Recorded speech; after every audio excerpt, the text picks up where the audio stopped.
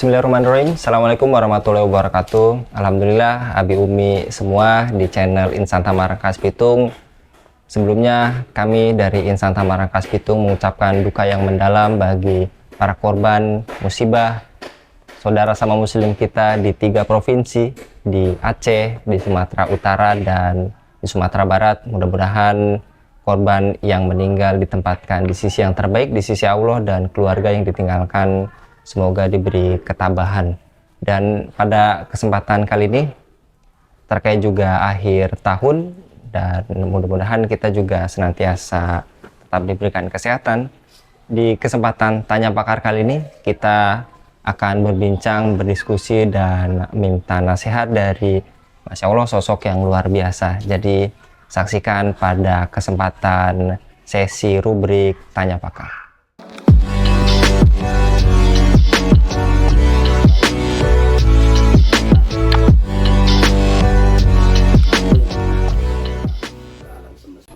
Musibah yang menimpa baik kepada diri kita dalam bentuk penyakit atau yang menimpa ke alam semesta, yaitu bentuk musibah banjir, gempa, dan seterusnya, semua itu sudah tertulis di Lauhil Mahfuz. Lalu bagaimana sikap seorang muslim ketika kita menghadapi musibah? Tentu yang perlu kita pahami, di setiap musibah pasti ada hikmah. Ketika Allah memberikan kita ujian, baik dalam bentuk bencana ataupun yang lainnya, bagi orang yang beriman, ini adalah ujian. Bagaimana kita menghadapinya? Allah memberikan jawaban di dalam surat Al-Baqarah. Di dalam ayat ini dikatakan, wala nabluwanakum bisyai'im minal khawfi wal ju'i wa naqsim minal amwal wal anfusi was samarat wa basyiris sabirin. Sesungguhnya manusia akan aku uji dengan beberapa ujian. Yang pertama dari rasa takut. Ketika kita mendengar ada bencana di tempat yang lain, khususnya yang saudara-saudara kita di daerah Sumatera Barat, di Tapanuli, dan di Sumatera Utara, tentu juga ada rasa kecemasan apabila musibah juga akan menimpa kita. Kemudian Allah akan menguji kita dengan wanaksim minal amwal, kekurangan harta benda. Dan kemudian Allah akan menguji kita dengan wasamarot, yaitu buah-buahan. Imam Syafi'i menafsirkan pengertian samarot ini adalah buah hati, di mana kita sebagai orang tua akan diuji dengan anak-anak kita. Oleh karena itu kata Allah dalam Al-Quran, wahai orang-orang mukmin, hendaklah kalian senantiasa ingat bahwasanya keluarga, anak-anak itu adalah fitnah. Fakhdaruhu, maka berhati-hatilah. Lalu bagaimana kita mensikapi musibah ini? Allah memberikan penjelasan, wa basyiris sabirin. Maka sesungguhnya bagi orang-orang yang beriman, musibah merupakan kabar gembira. Siapakah orang-orang yang mendapatkan kabar gembira? Alladzina idza asabatum musibah qalu inna lillahi wa inna ilaihi rajiun. Setiap hamba yang ketika diberikan ujian oleh Allah, dia akan mengucap inna lillahi wa inna ilaihi rajiun. Kita ini milik Allah dan kita akan kembali kepada Allah. Yakin selalu bahwa setiap ujian yang Allah berikan, di situ ada kebaikan. Dalam Al-Quran dikatakan, wa asa an takrahu syai'an fahuwa khairul lakum. Terkadang perkara yang tidak kita sukai, ada kebaikan di balik itu. Wa asa an tuhibbu syai'an fahuwa syarrul lakum. Sebaliknya perkara yang kita sukai, bisa jadi ada keburukan di situ. Mudah-mudahan dengan musibah yang menimpa saudara-saudara kita, Allah memberikan kekuatan, terutama bagi saudara-saudara kita seiman dan bagi saudara-saudara kita sebangsa. Semoga mereka diberikan kekuatan. Itu mungkin Ustaz. Ya. Baik, Pakai terhadap tadi Pakai juga memaparkan adanya anak-anak di pemaparan Pakai. Lantas bagaimana cara memahamkan kepedulian terhadap ananda kita di rumah selaku kita orang tua supaya kepedulian itu juga dirasakan bagi anak-anak dan ikut merasakan kepedulian itu, Pakai?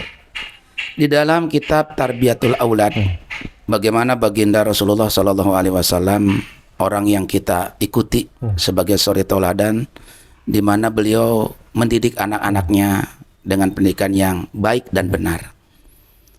Bagaimana menumbuhkan rasa kepedulian anak-anak kita ketika mendengar ada saudara-saudaranya yang tertimpa musibah, Tentu yang pertama sebagai orang tua, apa kata Rasulullah SAW, tanamkan di dalam diri anak rasa simpati dan empati, bahwa menyayangi sesama manusia, sesama makhluk itu adalah sesuatu amal yang sangat baik. Bahkan Rasulullah SAW bersabda, sebaik-baiknya orang adalah yang bermanfaat bagi orang lain. Yang kedua, kita ajarkan anak-anak kita untuk selalu ingat bahwa seorang muslim itu seperti bangunan. Ketika ada yang lain sakit, maka kita juga akan merasa sakit. Dan sebagai orang tua, kita juga tentu harus memberikan contoh. Sekarang ini banyak yang memberikan contoh tapi sulit untuk dijadikan contoh. Bagaimana baginda Rasul Shallallahu Alaihi Wasallam dengan edukasi yang luar biasa kepada anak-anaknya itu berhasil mencetak umat-umat Rasul itu sebagai umat-umat yang kuat. Oleh karena itu, kepada para orang tua, sebelum kita memberikan sesuatu kepada anak kita, maka ajarkanlah dari diri kita sebagai orang tua pendidikan dan contoh yang baik. Karena kepedulian itu akan timbul dari si anak ketika dia melihat contoh dari kedua orang tuanya. Saya kira itu saja. Ya, baik, pakai terhadap tadi contoh gitu peranan orang tua. Lantas apa yang menurut pandangan Pak Kiai peran seperti apa baik kita sebagai individu maupun kolektif untuk bisa juga meringankan minimal saudara sama muslim kita atau membantu baik perihal doa ataupun material Pak Kiai? Baik. Saya mengutip sedikit riwayat yang luar biasa ketika Rasulullah Shallallahu Alaihi Wasallam bercerita. Allah berdialog dengan Nabi Musa alaihissalam. Bertanya kepada Musa, wahai Musa, amalan apa yang paling dicintai oleh Allah? Kemudian Nabi Musa menjawab, sholat, puasa. Allah berkata, sholat, puasa itu adalah hubungan engkau dengan aku. Ada amalan yang paling aku cintai, yaitu ketika saudara-saudaramu mengalami kesulitan karena ditimpa musibah. Engkau berbagi dengan mereka. Karena ketika engkau menolong saudaramu yang sedang susah, maka sesungguhnya hubunganmu bukan hanya denganku, tapi juga dengan sesama. Siapapun orang yang membantu saudaranya dalam keadaan kesulitan, maka aku ada di sampingnya. Ketika engkau ibadah, sholat, puasa, itu adalah ibadah individu. Tapi ketika kita berbagi, meringankan beban saudara-saudara kita, maka bukan hanya hubungan kita dengan Allah, tapi juga hubungan kita dengan sesama. Bahkan Allah di dalam beberapa Al-Quran dia berayat menjanjikan dalam surat Al-Munafiq ayat 10, manja bil hasanah falahu asyru amsalihha. Ketika kita berbuat baik satu kali, maka Allah akan balas dengan 10 kali lipat. Rasulullah SAW adalah manusia yang paling dermawan. Dalam kondisi sesulit apapun, beliau selalu membantu. Oleh karena itu, ketika seseorang punya sifat ulas asih kepada sesama, maka Allah malu kalau tidak memberikan kasih sayangnya kepada manusia itu.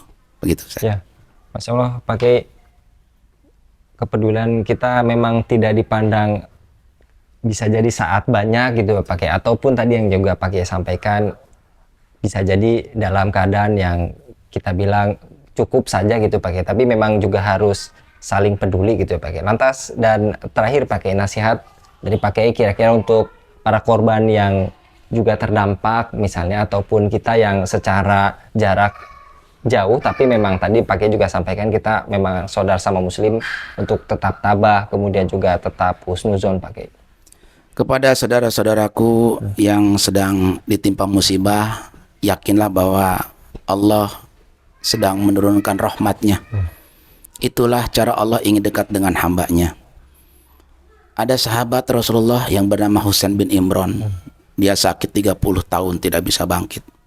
Tapi dia senantiasa bersyukur kepada Allah. Sampai anaknya berkata, wahai bapakku, kenapa engkau seperti orang gembira ketika Allah beri ujian sakit? Apa kata Husain bin Imran? Ketika aku diuji sakit, sesungguhnya Allah sedang membersihkan dosa-dosaku. Bahkan ada peristiwa yang luar biasa yang menimpa Rabiatul Adawiyah, seorang wanita sufi. Ketika dia pulang dari tempat acara, di tengah jalan dia tersandung batu dan kakinya berdarah. Tapi bukan kalimat umpatan atau bukan kalimat-kalimat yang tidak pantas. Justru yang keluar dari mulutnya adalah kalimat Alhamdulillah. Sehingga muridnya bertanya, "Wahai guru, biasanya orang kalau mendapatkan musibah, mereka mengucapkan innalillahi atau mengucapkan hal-hal yang kadang-kadang tidak pantas untuk diucapkan. Tapi kenapa engkau justru ketika tertimpa musibah mengucapkan Alhamdulillah?" Apa kata Rabiatul Adawiyah? Ketika aku ditimpa musibah, maka sesungguhnya itu adalah takdir dari Allah. Dan aku lebih mencintai takdir Allah dibandingkan musibah dari Allah. Ini jalan umum, ratusan orang lewat. Duri ini kecil, kaki aku kecil. Tapi kenapa di antara orang yang lewat, Allah menakdirkan aku yang harus menginjak paku ini? Itu artinya apa? Ketika Allah memberikan ketentuannya, aku meyakini bahwa ada kebaikan di balik itu. Oleh karena itu, saya menghimbau juga kepada saudara-saudaraku, bersabarlah. Karena sesungguhnya Allah tidak akan pernah menzalimi umat-umatnya. Setiap umatnya yang sabar, pasti Allah akan berikan kebaikan. Alladzina idza asabatum musibah qalu inna lillahi wa inna ilaihi rajiun. Ulaika alaihim shalawatun min rabbihim wa rahmah wa ulaika humul muhtadun. Orang-orang yang senantiasa sabar, insya Allah dia akan senantiasa mendapatkan petunjuk dari Allah. Wallahu alam bimuradi. Ya, jazakallah, pakai nasihatnya ini juga bagi kita ya, pakai yang secara umum tidak terdampak, kita bilang ini untuk kesempatan yang baik buat kita semua untuk juga membantu ya, pakai juga mengingatkan kepada saudara kita yang lainnya agar menjaga lingkungan minimal gitu ya, pakai jangan sampai bencana ini tidak semerta-merta datang dengan sendirinya kan, pakai karena ada juga campur tangan ulah manusia yang bisa jadi juga tidak adil dalam menyikapi alam ini gitu ya, Pak. Betul. Ya. Saya sepakat karena di dalam surat Al-Maidah dijelaskan dan ini sering disampaikan, Zaharul fasadu fil barri wal bahri bima kasabat aydin nas. Sudah nampak bagi kalian bahwa kerusakan di muka bumi ini bukan karena semata-mata Allah zalim, bukan karena semata-mata Allah tidak sayang kepada hambanya, tapi semua merupakan perilaku dan perbuatan manusia itu sendiri. Jadi ketika alam sudah kita rusak lingkungannya, maka alam juga tidak akan bersahabat dengan kita. Oleh karena itu saya mengimbau kepada seluruh yang mempunyai kebijakan, mari kita sama-sama menjaga ekosistem alam, jangan kita rusak.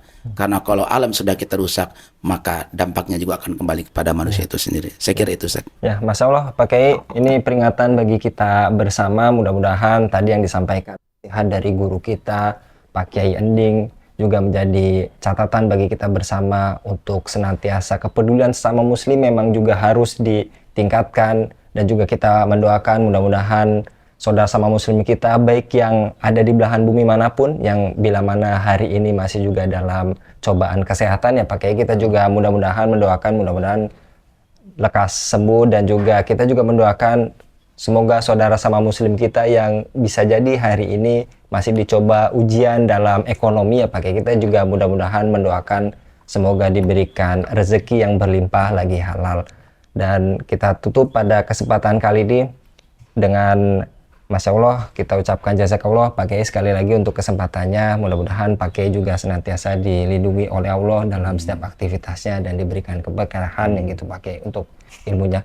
Juga mengajak kepada saudara sama muslim kita di Insan Thamar Rangkas Bitung, ayo sama-sama kita salurkan donasi terbaik kita melalui rekening yang nanti disampaikan di video kali ini. Mudah-mudahan langkah sekecil apapun kita bisa memberikan sumbangsih, minimal memberikan harapan baru bagi mereka. Kita tutup pada kesempatan kali ini dengan doa kafaratul majelis. Subhanaka Allahumma wa bihamdika asyhadu alla ilaha illa anta astaghfiruka wa atubu ilaik. Saya Anggi Suwarnadi, mohon izin undur diri. Jangan lupa subscribe, share dan like, dan juga tinggalkan pesan pada kolom komentar tokoh-tokoh mana yang akan perlu juga kita datangi untuk kita berikan ibaratnya pertanyaan, atau supaya kita juga bisa memberikan memperoleh manfaat dari beliau-beliau ini, dan tinggalkan di kolom komentar tema-tema apa juga yang akan dibahas di kesempatan berikutnya di segmen Tanya Pakar. Assalamualaikum warahmatullahi wabarakatuh.